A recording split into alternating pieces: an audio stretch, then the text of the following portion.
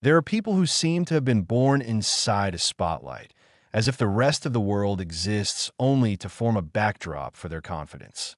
People who walk into a room and the air shifts. People who seem, from the outside, to have never doubted themselves for a single moment. And then you learn the truth. You learn what happened in a house in Hertfordshire, England, when a boy kept failing and no one could explain why. You learn about the morning he stood at the edge of something so dark he could barely find his way back. You learn that the sharpest tongue in television history was shaped not by arrogance, but by grief, by humiliation, by a father's silence, and by a near-death experience that he kept almost entirely to himself for years. So before you decide you know who this man is, ask yourself, what do you actually know about what built him? What do you know about the years before the fame? And here is the question that will stay with you long after this video ends. Is it possible that the most brutally honest man in entertainment history has been hiding the most painful truths of all? He grew up in a house in Elstree, Hertfordshire, a place where ambition was not a dirty word, but it was also not a gift handed to you freely. His father, Eric Cowell, was a property developer and entertainment industry executive, a man who moved through the world with a certain assured energy that his son would both absorb and struggle to live up to. His mother, Julie, was a ballet dancer, and there was music in that house. There was a kind of theatrical current running through the walls, in the way Julie carried herself, in the records that filled the rooms, in the conversations about performance and taste, and what it meant to present yourself to the world. Born on October 7th, 1959, Simon Philip Cowell came into that world as the second child, and from early on there were signs that he was going to be something. The question was what, exactly? School was a disaster. Not the kind of disaster that generates sympathy, but the slow, grinding kind that produces shame. He attended Radlett Preparatory School and later Dover College in Kent, and the reports were not encouraging.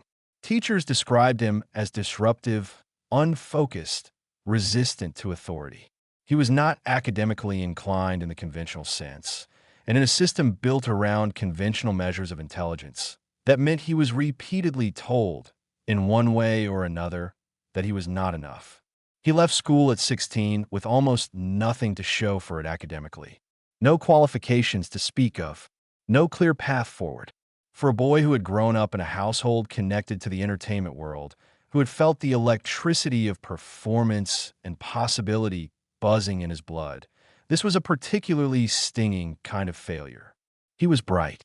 He knew he was bright, and yet he could not make the system confirm that.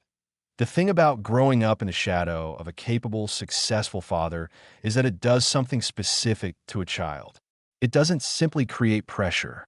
It creates a particular internal narrative, one that runs on a loop like a song you cannot get out of your head. And in Simon's case, that song sounded something like this. Prove it. Not to anyone else, necessarily. To yourself. Prove that the teachers were wrong. Prove that the grades don't define you. Prove that there is something inside you worth something.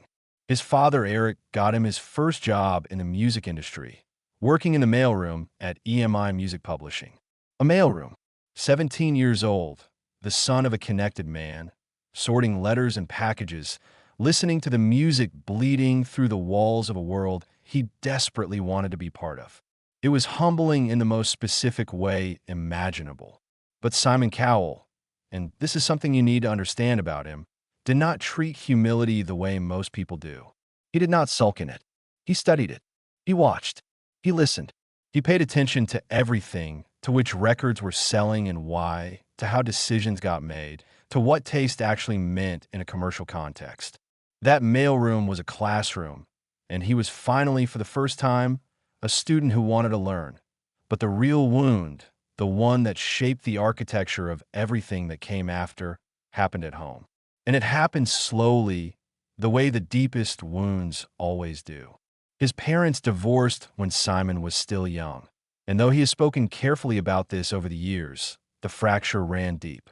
The image of the family home in Elstree, that house of music and ballet and professional ambition, splitting apart, the rooms going quiet in different ways, is something he has carried through every decade of his life. There is a particular kind of loneliness that belongs to children of divorce, especially in that era in England, when it was still something slightly shameful, slightly unspoken, and Simon Cowell learned early that you did not expose your wounds. You covered them with confidence. You covered them with opinions. You covered them with the armor of certainty. Because if you were certain enough, if you were decisive enough, if you were sharp enough, then no one could see the soft place underneath that he has a pool at his homes. Multiple homes, in fact, but particularly the one in Beverly Hills. The pool is something he has returned to again and again in interviews as a place of thinking, of peace, of retreat. He swims, not aggressively, not competitively, but meditatively. There is something in the water for him, some quality of stillness beneath the surface that quiets the noise. Remember that pool. It matters. The lowest point came before anyone outside his world had any reason to know his name. After leaving EMI, he tried to form his own record label in the early 1980s. It was called Fanfare Records, and for a brief, electric period, it seemed to be working. He had a hit with Sinita, the singer who would become a close friend and who would later famously appear on The X Factor in a barely there outfit made of palm leaves, which is the kind of detail that Simon Cowell somehow always seems to be involved in. But by the mid-1980s, Fanfare Records was in trouble. The money ran out. The hit stopped coming. The company collapsed entirely, and with it, Simon Cowell's first serious attempt at independence. He was in his late 20s, broke, genuinely broke, not in a romantic, struggling artist way, but in a real, embarrassing, desperate way. He had to move back in with his parents, back to the house in Hertfordshire, back to his mother's cooking and his father's silence, back to the bedroom of his childhood, stripped of everything he had tried to build 30 years old and starting over with nothing. Think about what that does to a person. Think about the way the ceiling of that childhood bedroom must have looked in the dark. Think about the hours between 3 and 5 in the morning when the mind does its cruelest work, cataloging every mistake, every miscalculation, every moment you were too confident too soon. He has described this period with unusual candor for a man who normally keeps his interior life locked away. He said he felt like a complete failure, not a temporary failure, not a failure on his way to something, just a failure. Full stop. But here is where it gets interesting. Here is where the story shifts from tragedy to something stranger and more complicated. Because the failure did not break him. And it is worth stopping for a moment to wonder why. What is it in certain people that converts devastation into fuel? Is it arrogance? Is it a kind of emotional numbness? Or is it something quieter than that? A private, almost stubborn faith in oneself that even the most crushing evidence cannot extinguish? Simon Cowell went quiet during those years. He retreated into work, into observation, into the painstaking study of what made a record sell, what made a performer connect, what the gap was between talent and commercial success. He was developing something that no school had ever taught him and no qualification could certify. He was developing judgment, taste, and the absolute refusal to pretend that something was good when it wasn't. The question is whether he would have become what he became without that floor, without the humiliation of the collapsed label, without the childhood bedroom and the silence of that house, without the wound. The answer, almost certainly, is no. The first breakthrough came when he joined BMG as an A&R consultant in the late 1980s. A&R, Artists and Repertoire, is the part of the music industry that involves finding and developing talent, understanding what the public wants before the public knows it wants it, and matching artists to material with the precision of a watchmaker. Simon Cowell was extraordinary at this, not because he had perfect taste in the elevated, critical sense, but because he understood something more commercially useful than taste. He understood what ordinary people responded to. He understood populism in music, the mechanics of a chorus that lodges in your chest, the difference between a vocal performance that moves you and one that merely impresses you. And he was willing to say it out loud, which in the music industry of the late 80s and early 90s was genuinely unusual. He produced records that critics dismissed and audiences adored. He worked with wrestlers, WWF wrestlers making pop records, which sounds absurd, but Cowell understood something about spectacle and audience that the critics entirely missed. He understood that entertainment and art were not the same thing, and he was not interested in pretending otherwise. He had a string of novelty hits and guilty pleasure singles and feel-good pop records that made serious money and won him absolutely no respect from the music press, which suited him perfectly. He wore the contempt of critics like a badge. It confirmed something he had always suspected, which was that the gatekeepers of taste were often the last people to understand what was actually happening in the culture. By the time Pop Idol launched in the United Kingdom in 2001, Simon Cowell was 41 years old, and he had been in the music industry for over 2 decades. He sat behind that judges' table with Pete Waterman, Neil Fox, and Nicky Chapman, and something remarkable happened. The camera found him, or he found the camera. It is hard to say which, but from the very first episode, from the very first auditioner who walked into that room and opened their mouth and produced something that didn't work, Simon Cowell said what no one else was saying. He said it clearly, directly, without cruelty, but without cushioning, and the British public, who had been raised on a diet of polite television judges who patted everyone on the head and sent them home with vague encouragement, was transfixed. He became famous not for discovering stars, but for telling the truth, or his version of the truth, his specific, relentless, occasionally devastating version of it. Well, Young won that first series. Gareth Gates came second. Both became genuine pop stars. And Simon Cowell, the man who had spent 20 years in the industry before anyone outside it knew his name, was suddenly everywhere. American Idol followed in 2002 on Fox, and if Pop Idol had made him famous in Britain, American Idol made him a global phenomenon. The show was enormous in a way that is difficult to overstate from the distance of the present. 60, 70, sometimes 80 million Americans watching a single episode. The judges' table featuring Randy Jackson, Paula Abdul, and Simon Cowell became one of the most recognized images on American television in the first decade of the 21st century. And at the center of it, week after week, this Englishman with the tight black t-shirts and the half smile and the devastating one-liners was telling America something it had not expected to hear. That not everyone who dreams of being a star deserves to be one at IT made people furious. It made people worship him. It made him richer than he had ever imagined. But the fall, when it came, was not a collapse of professional achievement. It was more personal than that, more complicated. In 2013, Simon Cowell learned that Lauren Silverman, a close friend who was married to another close friend of his, was pregnant with his child. The story broke in the tabloid press, and it was ugly in public and deeply uncomfortable for everyone involved. Lauren's marriage ended.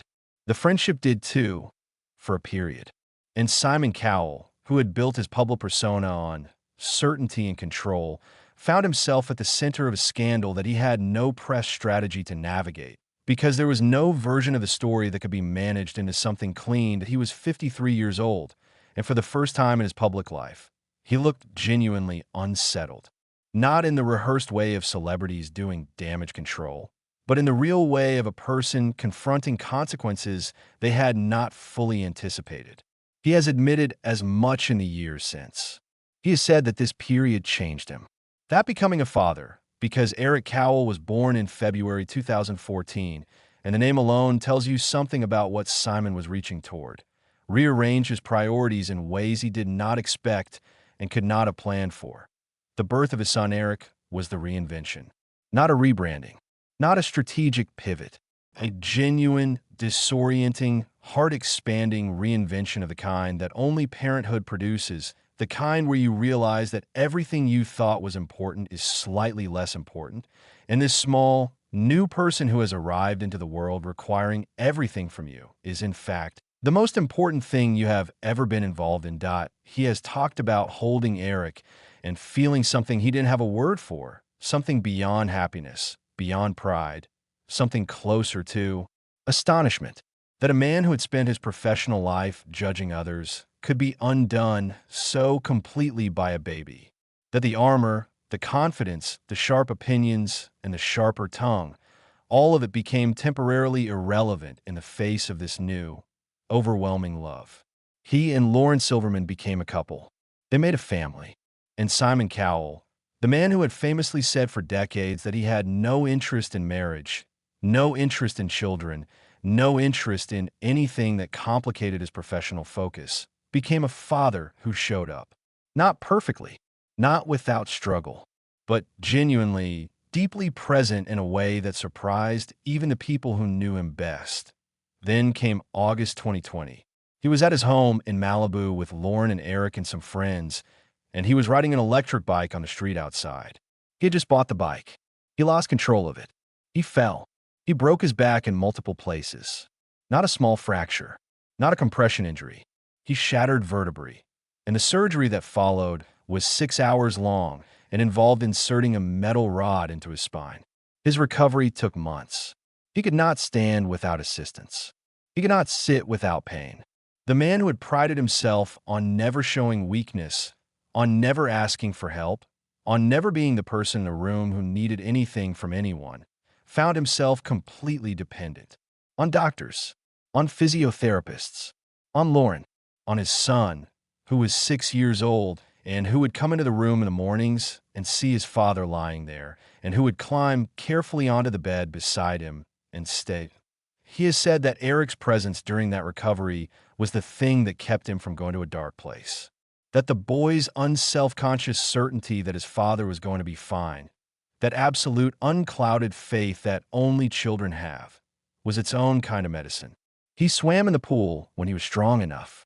He swam slowly, carefully, feeling the water hold him, feeling the resistance of it. And he has said in interviews that there was something about the water that brought him back to himself during those months. The pool in Malibu. The pool in Beverly Hills. Water as recovery. Water as the place where the noise stops and the truth becomes clearer. He emerged from that injury, changed in specific ways. He changed his diet entirely, going plant-based, cutting out alcohol and sugar. He lost weight. He looked different. He said in interviews that the accident was, in some ways, the best thing that happened to him, which sounds like the kind of thing people say when they need to make sense of trauma, but in his case seemed genuinely meant. It slowed him down. It forced him to be still. And in the stillness, he found things he had been too busy to notice. His relationship with Lauren deepened in ways he hadn't expected. She had stayed. Through the scandal of Eric's conception, through the messy years of new parenthood, through the accident and the recovery and the vulnerability it exposed, she had stayed. In 2022, he proposed to her in Barbados. They became engaged. The man who had told the world for 50 years that he was constitutionally unsuited to commitment had found, in the most improbable sequence of events, that he was capable of it after all. That the wound of his parents' divorce, the armor he had worn for so long, could finally be taken off. That love, real love, did not require certainty. It required something harder than certainty.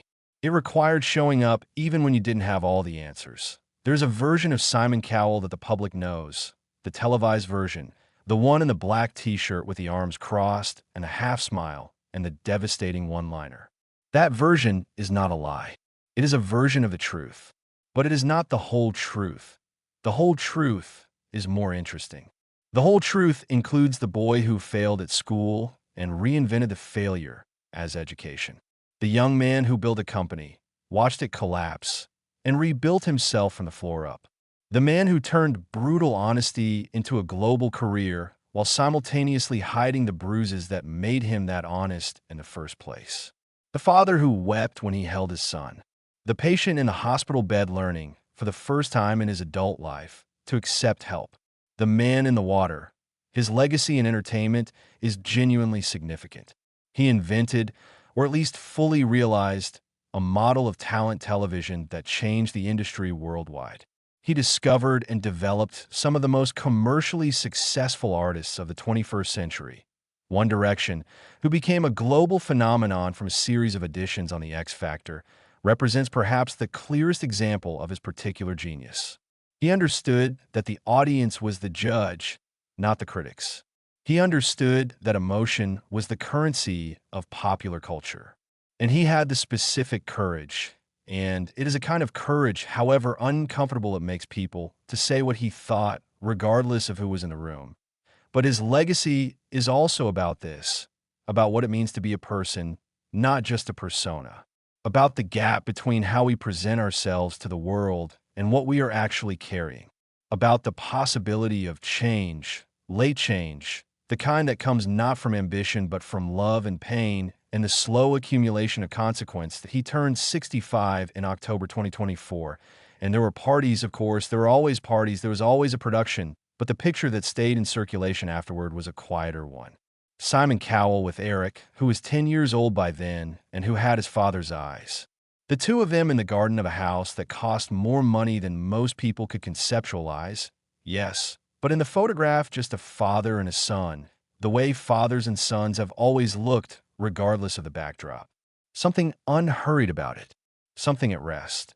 And now, here you are, watching this video, probably in a moment between other moments, probably with something of your own sitting quietly in the back of your mind, something you haven't quite dealt with yet, something you keep meaning to address. The story of this man, of his failures and his armor, and his unexpected tenderness and his water, is not only his story. You know that. That is why you're still here. You have built something similar, haven't you? Not the television empire, perhaps, not the record contracts and the spin-offs and the production companies, but the armor. The version of yourself you present to the world that is true. That is you, but that is not all of you. The sharp thing you say when someone gets close.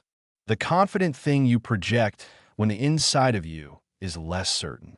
The way you learned early that showing the soft place was dangerous, and the way you have been protecting it ever since. And what this story asks, if it asks anything at all, is whether you're going to wait for the accident. Whether you need the fall from the electric bike, the shattered vertebrae, the 6-hour surgery, the months of dependency, the child in the bed next to you on the difficult mornings.